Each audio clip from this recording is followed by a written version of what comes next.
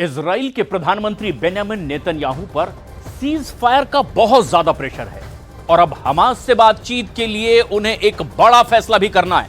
लेकिन फैसला ये कि क्या कतर में होने वाली बातचीत में मोसाद चीफ को भेजा जाएगा या फिर नहीं।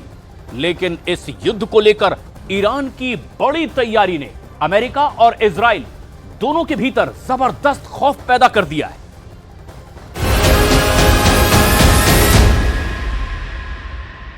बिस्मिल्लाहिर्रहमानिर्रहीम, अल्लाहुम्मा कुल्ल वली।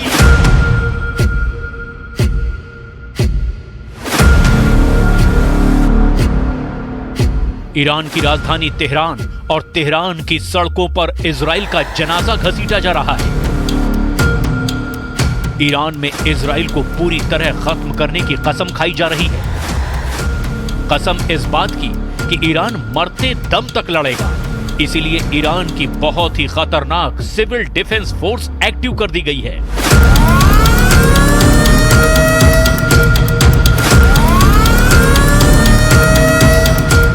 जिसका कमांडर है ईरान का सुलेमानी नंबर 2। ये ऐसा सुलेमानी है जिसे अमेरिका भी अपना बहुत बड़ा दुश्मन मानता है।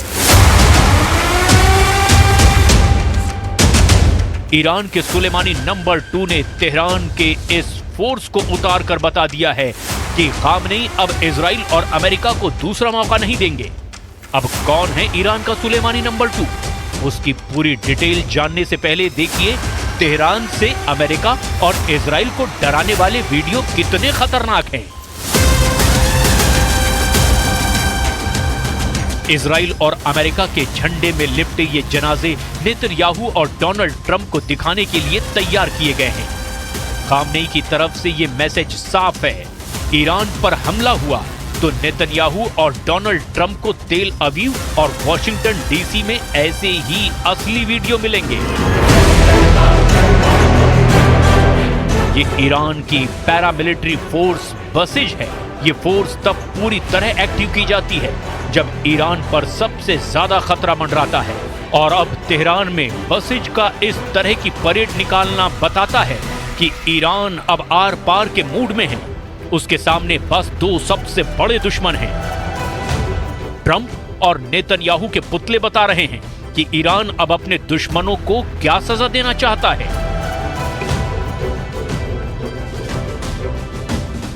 अगर ما رژیم صهیونیستی را از بین ببریم و پایگاه‌های امریکا را از این منطقه بیرون کنیم، با یک تیر 100 نشان زدیم و هزار مشکل خودمون رو حل کردیم।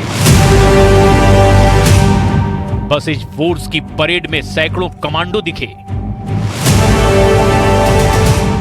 ये पहले निकले, फिर मोटरसाइकिल वाली ब्रिगेड भी शामिल हुई। यानी ऐसी छापामार टुकड़ी जो सीरिया और इराक में एक्टिव रही है। इसके बाद एसयूवी में सवार बसिज फोर्स भी बड़ा मैसेज है।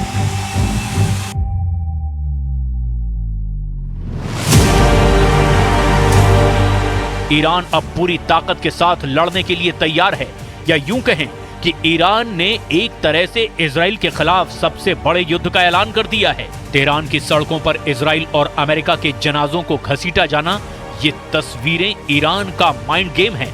ये बात नेतन्याहू और डोनाल्ड ट्रंप दोनों जानते हैं। अमेरिका और इजराइल में ही नहीं, ये वीडियो अब कई देशों में चर्चा का मुद्दा बन चुका है। ईरान की मीडिया में तो छप ही रहा है कि कैसे इजराइल को चैलेंज किया जा रहा है। इजराइल की मीडिया में बताया गया कि हजारों लड़ाके ईरान की सड़कों पर लॉन्च किए जा चुके हैं।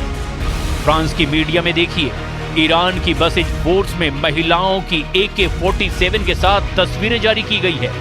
तो वहीं चीन की मीडिया भी बता रही है कि ईरान में बसिज फोर्स को एक्टिव कर दिया गया है।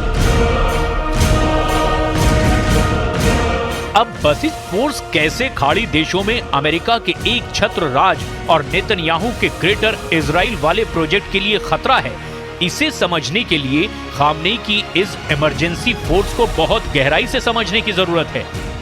क्योंकि खामनेई बसिज फोर्स को तभी एक्टिव करते हैं जब ईरान पर खतरा बहुत ज्यादा होता है और ईरान के दुश्मन उस पर हावी होने लगते हैं। सीरिया में बशर अल असद का तख्ता पलट और जुलानी का राजधानी दमिश्क पर कब्जा ईरान की बहुत बड़ी हार मानी जा रही है। और अब लेबनान से लेकर तेहरान तक ये महसूस किया जा रहा है कि इजराइल ने ईरान को हराने के लिए सबसे बड़े युद्ध की शुरुआत कर दी है। और यही वजह है कि तेहरान की सड़कों पर अब बसीज फोर्स ने नेतन्याहू और ट्रंप को डराने वाली परेड निकाली है। پیام این حضور این است که آمده ایم و اعلام آمادگی کنیم که همه منطقه را می‌خواهیم از شر وجود نحس امریکای جنایتکار و رژیم صهیونیستی ईरान की आबादी करीब 9 करोड़ है और इनमें से 2.5 करोड़ लोग बसीज फोर्स के सदस्य हैं। इनमें महिलाएं भी बड़ी तादाद में शामिल हैं। बसीज में 60,000 सैनिकों को 24 घंटे के नोटिस पर तैनात करने के लिए तैयार किया जा सकता है। बसीज फोर्स का कमांडर ही अमेरिका और इजराइल की दहशत डबल कर सकता है, जिसे कहा जा रहा है कि ईरान का सुलेमानी नंबर 2 है, क्योंकि इसका नाम ब्रिगेडियर जनरल गुलाम रेजा सुलेमानी है।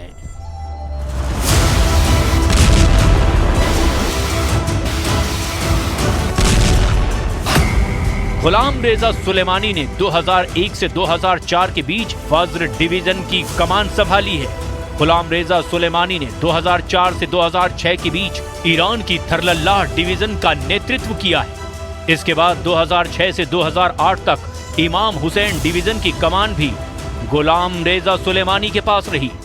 इसके बाद अगले 11 सालों तक यानी 2008 से 2019 तक खामनेई ने ब्रिगेडियर जनरल गुलाम रेजा सुलेमानी को साहिब अज जमान कोर का नेतृत्व सौंप दिया। 2019 के बाद से सुलेमानी नंबर 2 के पास बसीज फोर्स की कमान है और ये फोर्स खामनेई की बहुत खतरनाक सेना मानी जाती है।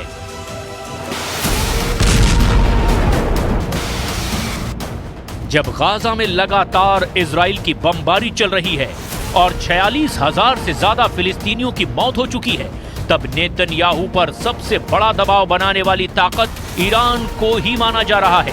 लेकिन सीरिया पर जुलानी के कब्जे ने ईरान के रणनीति को बहुत बड़ा नुकसान पहुंचाया है और हिजबुल्लाह की सप्लाई लाइन कटने के बाद अब ईरान बहुत ज्यादा बेचैन है। इसीलिए अब बसीज फोर्स के कमांडर बोल रहे हैं कि इजराइल को हराना अब बहुत जरूरी है। کسانی که آماده نیستن خودشون رو آماده کنن. ملت‌ها آماده‌اند برای این جهاد و برای محو رژیم صهیونیستی. 20 जनवरी को डोनाल्ड ट्रंप की शपथ से पहले ईरान की इस परेड को मामूली बात समझना गलत होगा।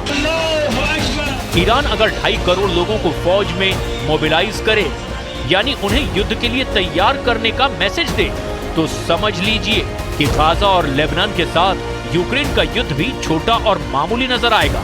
क्योंकि अगर ईरान इस ताकत के साथ लड़ा तो इजराइल और अमेरिका के अड्डों को बचाना बहुत मुश्किल हो जाएगा।